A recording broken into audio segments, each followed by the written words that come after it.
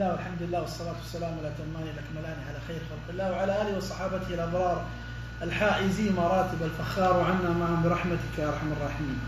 اختصارا، وخير الكلام ما قل ودل، للذين يعانون من الجيوب الأنفية ويعانون من الصداع المزمن والشقيقة وخلاف ذلك، نقول لهم مستعينين بالله.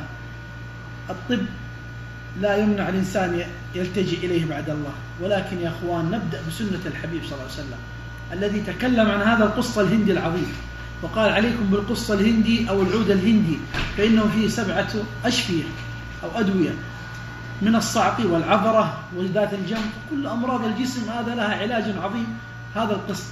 ثم هذا الزيتون المبارك، الزيتون الذي قال عليه الصلاة والسلام كلوا منه وادهنوا فإنه من شجرة مباركة. الطريقة كما هي للذين يعانون من أمراض الأنف والجيوب الأنفية والصداع المزمن، نوصيهم والله بعد قول الحبيب صلى الله عليه وسلم بالغوا في الاستنشاق والمضمضة إلا أن تكونوا صائمين.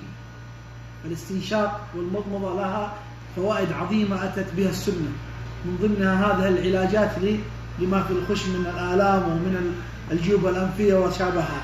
ثم نقول بإذن الله مستعينين، هذا القسط الهندي هو نوعين، في الأبيض وفي البني، ولكن البني الأفضل وأكثر رواجا في السوق وأفضل. نقول الإنسان يشتري قطرة من الصيدلية فيعقمها وينظفها ويسكب ما فيها، ثم ايش يفعل؟ يعبيها نصفها نصف زيت زيتون، يضع في نصف القارورة زيت زيتون، ويأخذ من هذا القسط المبارك ملعقة بهذا الحجم، نصف الملعقة، ثم يضعها في هذه القارورة، فيصبح الحمد لله زيت زيتون مع قسط يخلطه هكذا. ثم بإذن الله يكون مستعينا بالله سبحانه وتعالى ويبدأ في العلاج، وهو التقطير في كل أنف قطرة صباحا ومساء. وإذا كان الصداع مزمن شقيقة فليقطر في الأذن قطرة وفي الأذن الثانية قطرة إن شاء الله تعالى، وسيكون النفع العظيم. وهذه بإذن الله أول تجربة لي، واذكروا الله فيما ترون إن شاء الله تعالى. بسم الله.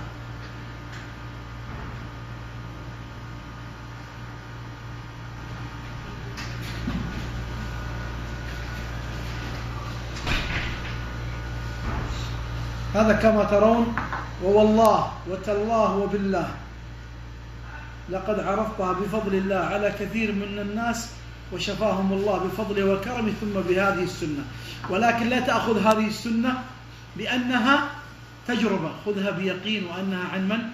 عن الحبيب الصادق المصدوق الذي لا ينطق عن الهوى. وإن شاء الله وبإذن الله تعالى ستدعون لي، وأسأل الله لنا ولكم الشفاء العاجل، وأن يلبسنا وإياكم لباس الصحة والعافية، إنه ولي ذلك والقادر عليه، والله أحكم وأعلم. صلى الله على نبينا محمد. جزا الله خير من صور ومن نشر ومن قرأ ومن علم، فكل داء له دواء علمه من علمه وجهله من جهله. صلى الله على نبينا محمد وآله وصحبه وسلم.